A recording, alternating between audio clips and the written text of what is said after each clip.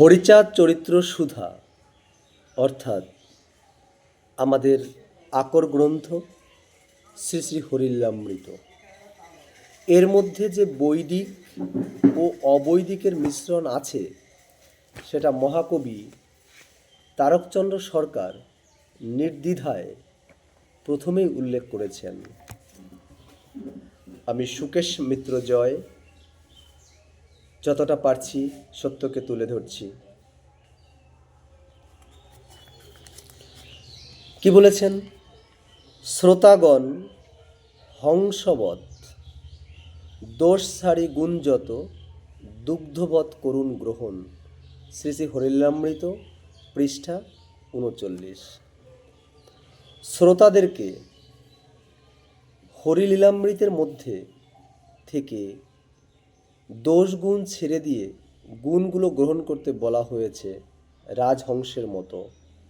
রাজহাঁসকে যেমন জল আর দুধ মিশিয়ে দিলে সে শুধু দুধটুকুই পান করে, লীলামৃতের পাঠকদেরও তেমনি হতে হবে, অর্থাৎ গবেষণামূলক দৃষ্টি দিয়ে শ্রী শ্রী হরিলীলামৃতের মধ্য থেকে মণি মাণিক্য খুঁজে বের করতে হবে।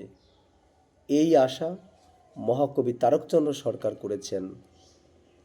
হরিচাঁদ ঠাকুরের সমাজ দর্শন ও সাম্যবাদী ভাবনা এক গভীর চেতনামূলক ভাবনা, যে ভাবনার গভীরে প্রবেশ করতে না পারলে সেই জ্ঞানের প্রকৃত উপলব্ধি সম্ভব নয়। শ্রী শ্রী হরিলামৃতের মধ্য থেকে এই ভাবনাকে অনুধাবন করার জন্য প্রশিক্ষিত ডুবুরির ন্যায় সমুদ্রের অতল গহ্বরে প্রবেশ করে মণিমুক্তা তুলে আনতে হবে, আর এর জন্য দক্ষতা প্রয়োজন। দক্ষতা, কারণ উপরের আবর্জনা ভেদ করে সেই মাণিক্যের সন্ধান করতে হবে। এই বিষয়ে আপনারা হরিচাঁদ ঠাকুরের সমাজ সংস্কার ও সাম্যবাদী দর্শন প্রদীপ কুমার বিশ্বাসের বইটিও পড়তে পারেন। জয় হরিচাঁদ, জয় গুরুচাঁদ।